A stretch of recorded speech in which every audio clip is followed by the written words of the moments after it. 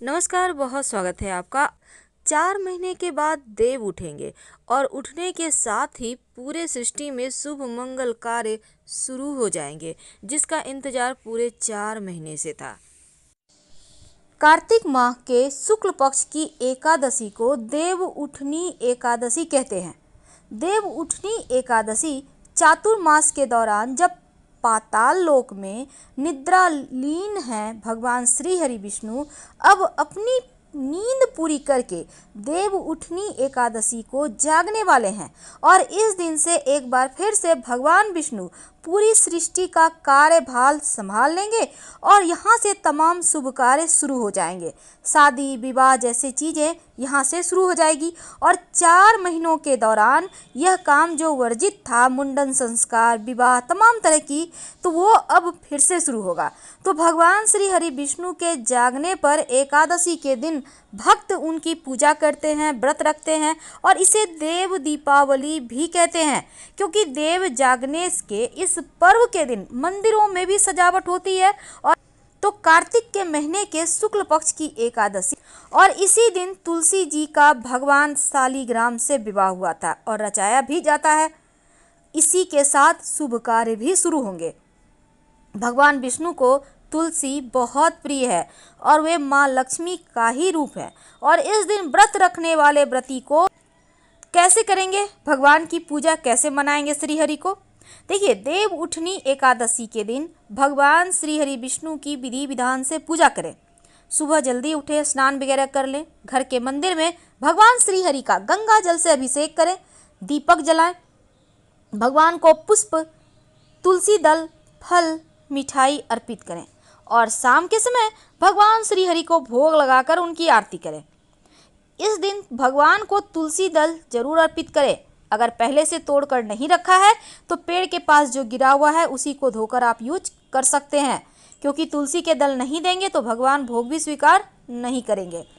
संभव हो तो इस दिन व्रत जरूर रखें। रात में तुलसी और शालिग्राम का विवाह भी रचाएं। जब उनका विवाह करें या आप नहीं भी करते हैं तो कम से कम तुलसी जी के पास एक छोटा सा प्रयोग जरूर करें। मौली धागा तुलसी के तने में बांध दें या फिर तुलसी के पेड़ पे हल्का सा लपेट दें। आप चाहें तो जब आप विवाह करवाएंगे तो शालिग्राम भगवान को पीले वस्त्र और माँ तुलसी को लाल वस्त्र अर्पित करें और बाद में दोनों ही वस्त्र में 2 गांठ लगाकर अपने विवाह के वस्त्र में छुपाकर इस वस्त्र को रख दें।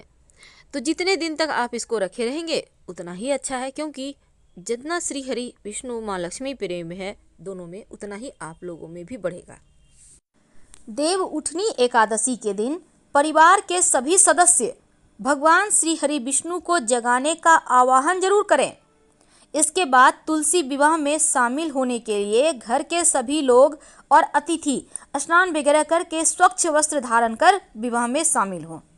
जहाँ पर आप तुलसी का पौधा रखना चाहते हैं पहले सफाई करें, वहाँ पर आप शुभ मंगल प्रतीक चिन्ह बनाएं और जो रंगोली होता है उसको जरूर बनाएं।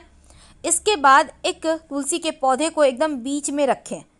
तुलसी का पौधा रखने की जगह आप गेरू से भी रंगोली बना सकते हैं या चावल के घोल से बनाएं और तुलसी के गमले में भी आप अच्छे से सजा दें। विवाह का मंडप सजाने के लिए आप गन्ना का इस्तेमाल करें, ईख जिसको कहते हैं। चारों तरफ से ईख का 4 कोनों में लगाकर और बीच में ऊपर में बांध दें। विवाह का आयोजन करने के पहले तुलसी के पौधे पर चुंदरी जरूर अर्पित करें। चुंदरी नहीं है अगर आपके पास तो लाल रंग का छोटा सा कपड़ा ही ऊपर से अर्पित कर दें, ज़्यादा भारी कपड़ा मत लीजिएगा। और फिर आप चूड़ी, बिंदी वगैरह श्रृंगार की वस्तु तुलसी के पौधे के पास अर्पित कर दें। तुलसी के पौधे के दाहिने तरफ चौकी पर शालिग्राम भगवान को पीले कपड़े पर विराजमान करें और उनको आप विराजमान करने के बाद पीले पुष्प अर्पित करें। तुलसी के पौधे के साथ गमले में भगवान शालिग्राम को अब वहां पर रखें और उन पर दूध से भीगी हुई हल्दी अर्पित करें। यानी आपको हल्दी की गांठ थोड़ा सा दूध में लगा के रखना है और उसको अर्पित करें, या फिर दूध में 1 चुटकी हल्दी पाउडर डालकर उनको अर्पित करें। भगवान शालिग्राम को अक्षत की जगह तिल का इस्तेमाल करें, क्योंकि भगवान शालिग्राम को अक्षत नहीं अर्पित किए जाते, भगवान श्री हरि के रूप को अक्षत अर्पित नहीं किए जाते। माँ लक्ष्मी को कर सकते हैं, लेकिन शालिग्राम भगवान को नहीं, इसलिए उनको आप तिल से अभिषेक करें। पूजा के समय आपको फल में कम से कम 5 तरह के फल ले लें, आपको जो भी मिल जाए। मौसमी फल, उसमें ईख यानी गन्ना जरूर होगा, और पानी वाला सिंघाड़ा भी रखिए।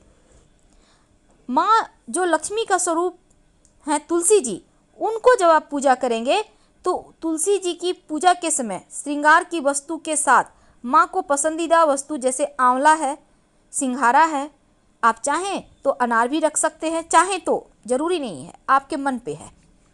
और विवाह के समय आप शालिग्राम भगवान को पीला वस्त्र और तुलसी जी को लाल वस्त्र, या फिर आप चाहें तो कलावा, दोनों को अर्पित कर दें और दोनों ही कपड़े में या कलावा में 2 गांठ लगा दें। बाद में उठाकर जो विवाहित महिलाएं हैं अपने पास संभाल कर रख लेंगी। आपके जीवन में भी बिल्कुल तुलसी और शालिग्राम के तरह ही प्रेम रहेगा और आप लोगों में परस्पर जो भी परेशानी है वो समाप्त होकर आपस में प्रेम बढ़ता जाएगा। विवाह के समय जो भी बोला जाने वाला मंगलाष्टक है जरूर बोले, और घर के जो पुरुष सदस्य है भगवान शालिग्राम को चौकी समेत हाथ में लेकर तुलसी माँ के साथ परिक्रमा करें। तुलसी जी का विवाह संपन्न होने पर भोजन और प्रसाद आप सब में वितरित करें और खाएं, और साथ ही थाल बजाकर उठो उठो वासुदेव, उठो उठो वासुदेव जरूर बोलें।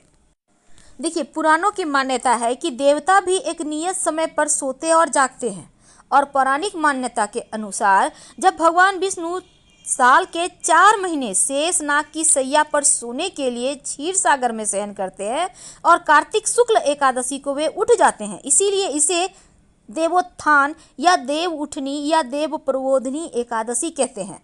भगवान विष्णु के उठ जाने के बाद अन्य देवता भी निद्रा त्यागते हैं। आम भाषा में इनको देव प्रबोधनी एकादशी यानी स्वयं में देवत्व जगाना, जिसका अर्थ होता है, कहा जाता है।